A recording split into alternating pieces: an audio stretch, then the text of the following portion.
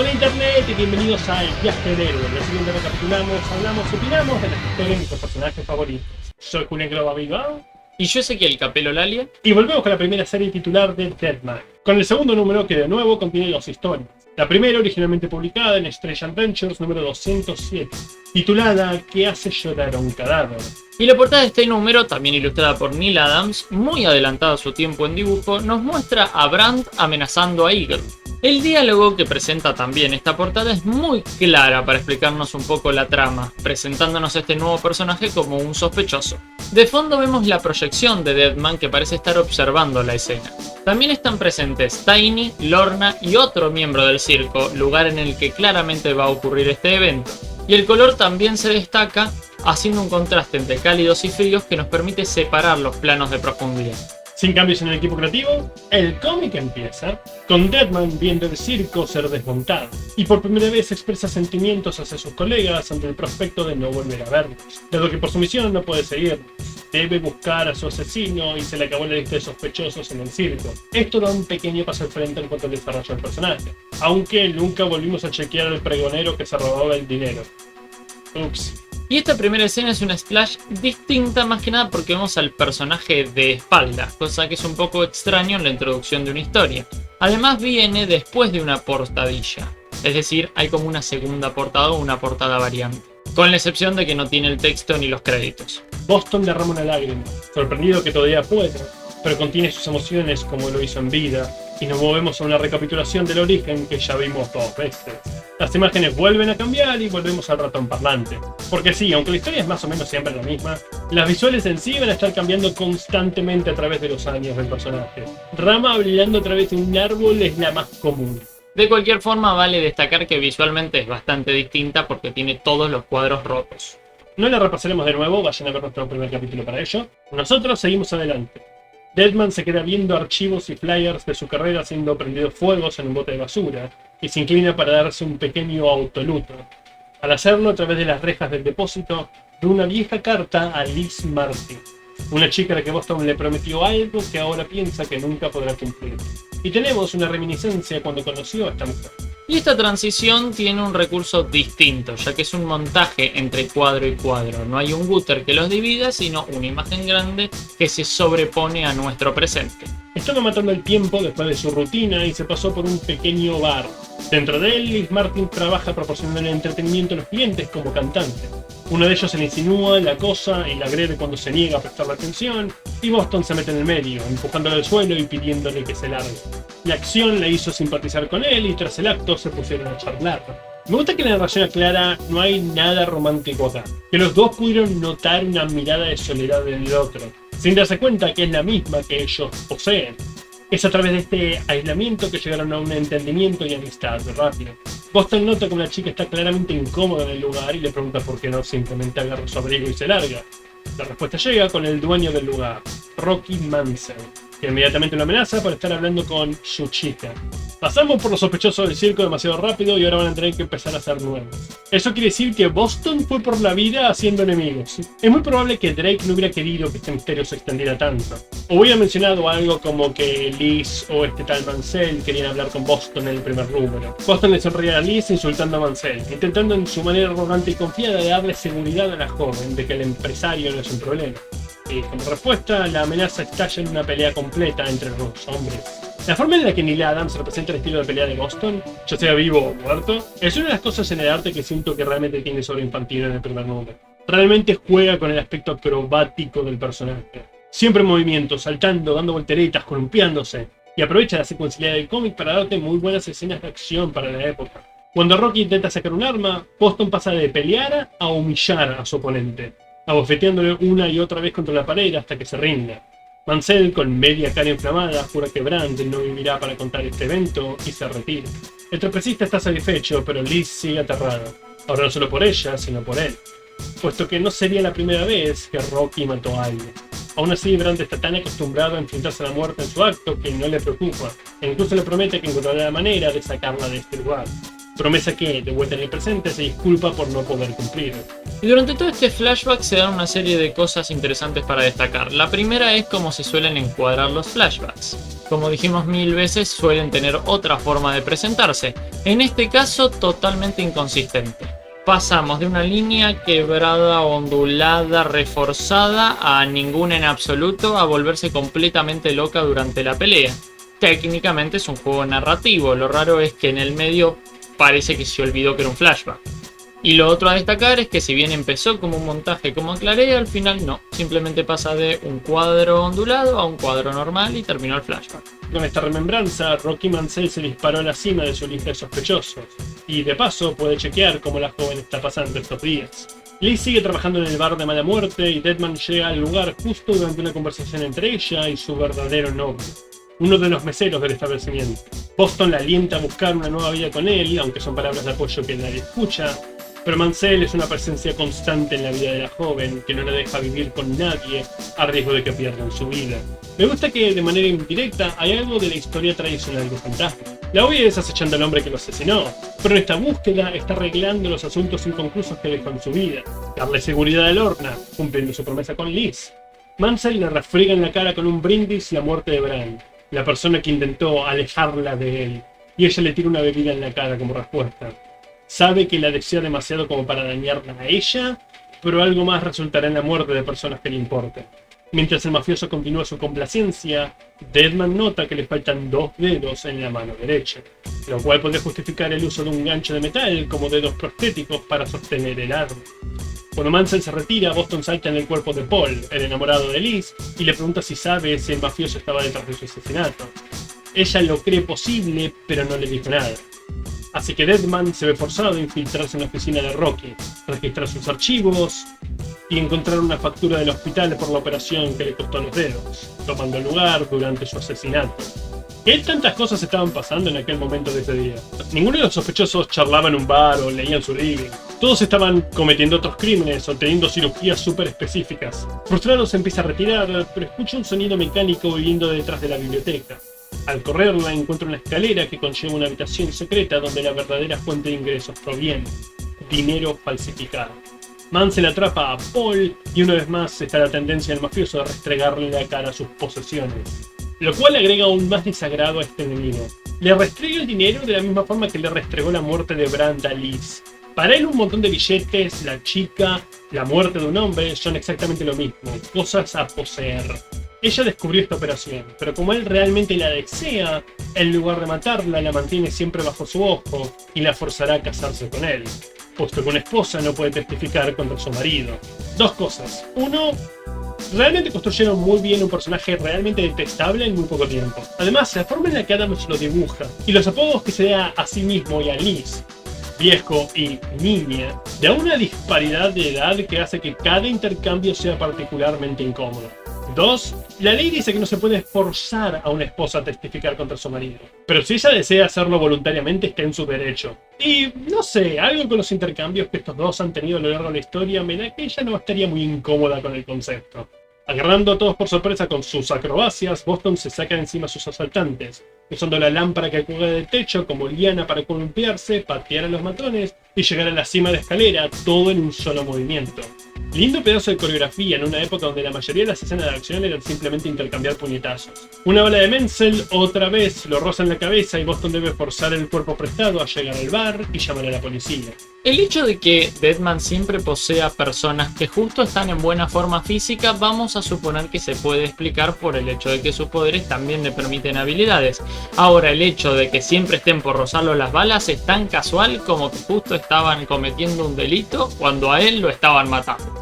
Sí, para que la amnesia y los poderes de Boston no levante sospecha una vez que él deja sus cuerpos, siempre tiene que sufrir lesiones que justifiquen una pérdida de memoria.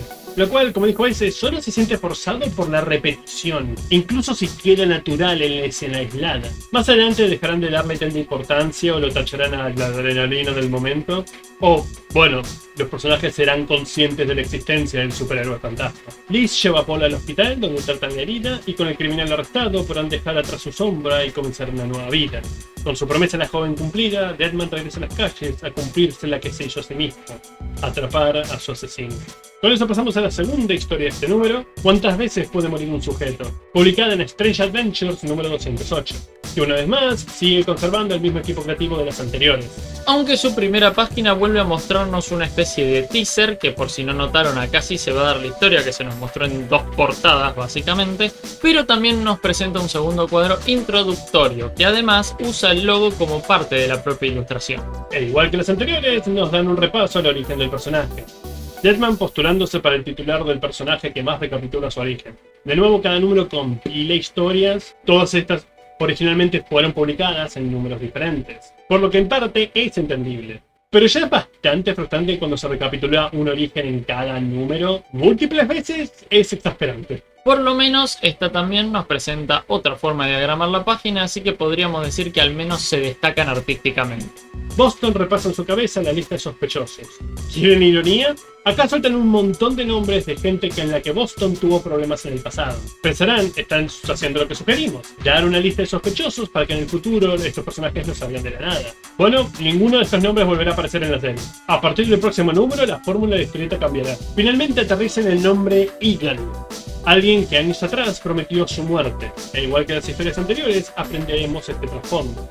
Cuando el circo estaba en Saint Louis, Lorna pensó que necesitarían un bus, usando un actor conocido local, Eagle, el águila, el cual resulta ser otro trapecista, algo que no cae bien al arrogante astro, y menos cuando el nuevo rival tiene un ego comparable con él. Tiempo después, cuando están practicando el nuevo acto, Deadman lleva a cabo un triple salto mortal que debería acabar con él siendo atrapado por el águila, pero este cierra las manos a último momento. Con sus reflejos, Boston logra sujetarse a la muñeca, aterrizar en la plataforma inferior y lanza la acusación de intento de asesinato, a lo que el actor contrincante solo dice: pruébalo. Pura ira llena a Brandt, que de una pirueta se pone al mismo nivel de su oponente y empieza a pelear, dispuesto a probar que el águila es en realidad un gorrión. Y si bien esta coreografía de acción es tan buena como las que venimos viendo, hay algo en cómo se decide poner la cámara que sorprende, y es que casi siempre están en paralelo a la posición en la que está Boston. Es decir, cuando Boston está cayendo en general son horizontales, si está volando en general son verticales, casi siempre están parejos. Sumado a esto está el hecho de que como casi no tenemos fondo porque están peleando entre 2 mástiles, el color acompaña mucho las acciones, son planos de color. Y por supuesto no se modificó el hecho de que los cuadros se van torciendo para darle más dinamismo. La pelea estalla en la plataforma, pasa por la cuerda floja y termina en el trapecio. Deadman decide jugar a la gallina con el águila y se lanza una colisión aérea, de trapecio a trapecio. Me pregunto si hubo en algún momento una intención alguna de hacer a Eagle un villano recurrente. Ser el típico opuesto del héroe. No va a pasar, no volverá a aparecer más allá de esta historia, pero intencionalmente están haciendo un paralelo con Brad, un arisco y arrogante trapecista. Y claramente ambos están dispuestos a matar al otro por su ego. Eagle empezó todo cerrando las manos, si aceptamos la interpretación de Brand como literal, pero Boston acá intentó tirarlo fuera de la red, sin ningún plan de aterrizaje.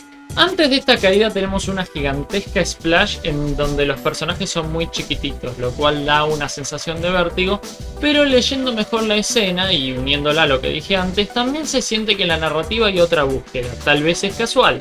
Pero recuerda que les dije que la cámara iba haciendo algo medio paralelo con Boston, justo en el momento en que se empieza a sacar de quicio pareciera que ocurre lo contrario. Es decir, siempre la cámara está en plano contrario o en perspectiva a cómo está Boston. Pero el momento en el que él se abalanza vuelve a balancearse. Por lo tanto, yo creo que estoy sobreanalizando esto, pero por lo tanto la narrativa está acompañando un poco ese desbalance. En el momento en que se tira encima del villano parece que se hizo algo de justicia y después automáticamente tenemos una gigantesca splash con un montón de vértigo porque se pueden llegar a matar. Es Tiny el que tira una caja vacía para amortiguar la caída.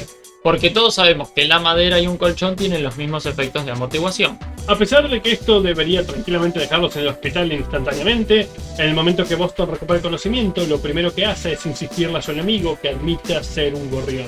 Este es Boston en lo más bajo que lo veremos en esta serie. Las emociones que Eagle saca no son una búsqueda de justicia. No le interesa que admita que intentó matarlo. Lo importante es humillarlo, que admita que es un cobarde, que es un gorrión. Esa es la prioridad.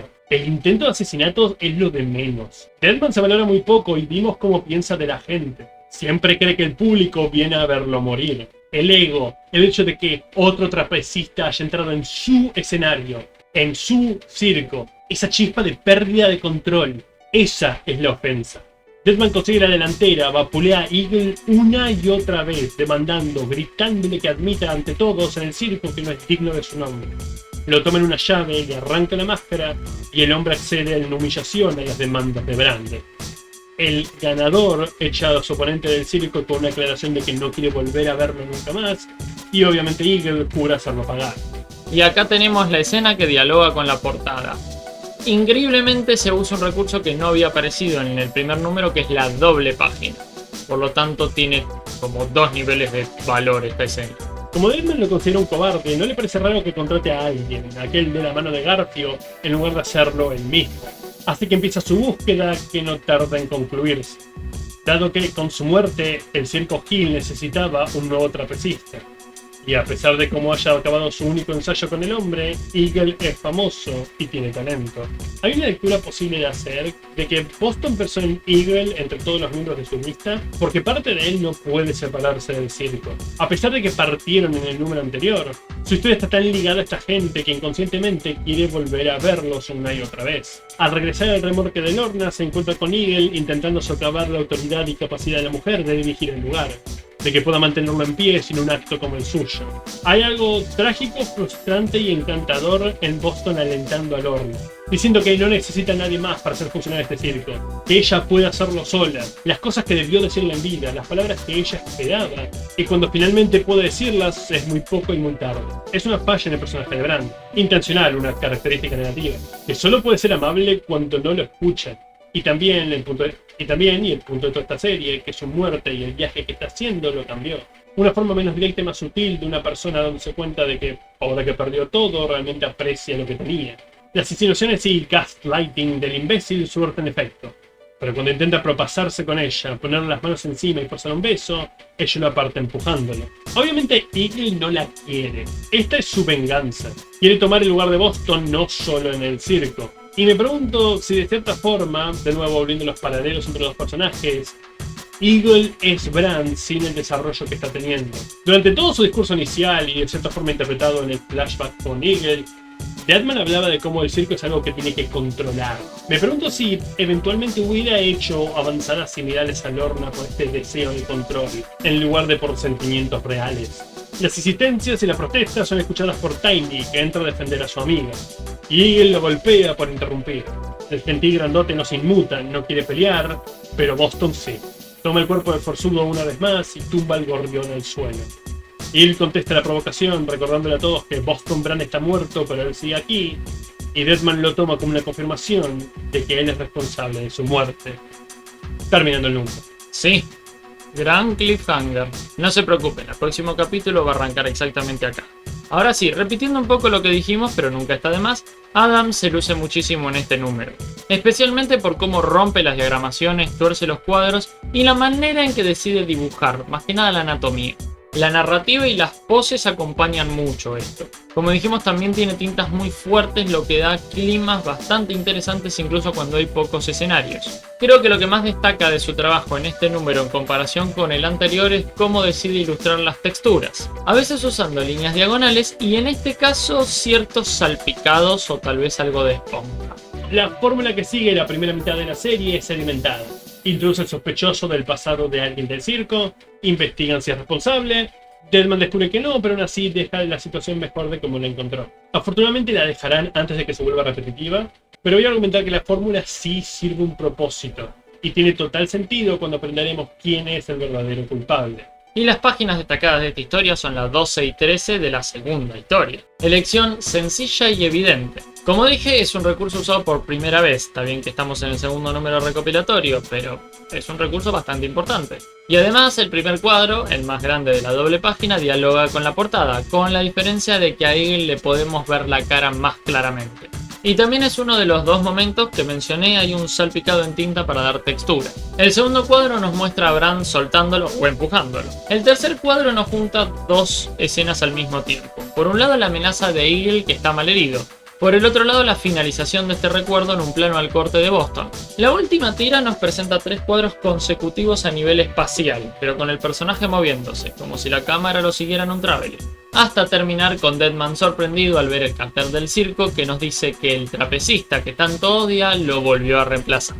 Obviamente, como dijo ese, no dejaremos la historia colgada, ¿sí? La continuaremos la próxima con el tercer número de Death, que además de la conclusión de cuántas veces puede morir un sujeto, tendremos la historia Escondidas, donde haremos nuestro siguiente paso en el viaje de Leslie. Hasta entonces. ¿Llegaste al final del video? ¿Eso quiere decir que probablemente te haya gustado o realmente lo odiaste? Cual sea tu razón, considera darle me gusta y suscribirte. Esos 2 simples clics nos ayudan más de lo que puedan imaginar. Además, en la descripción encontrarán nuestras redes, donde pueden chequear nuestro propio fancomic sin fines de lucro. Así pueden juzgar si podemos hacer el camino en lugar de solo hablar de él, o hacernos pagar por hablar mal de tu cómic favorito criticando el nuestro. Dicha la obligatoria propaganda, a su izquierda hay una lista de reproducción de más capítulos de este personaje o equipo, y a su derecha de uno diferente. Pero lo más importante de todo, si les gustó lo que vieron, apoyen su tienda de cómics local. Apoyen el noveno arte que nos dio tantos maravillosos personajes. De las grandes compañías, independientes o nacionales. No se desperdicie el dinero cuando se trata de una buena historieta. Hasta la próxima.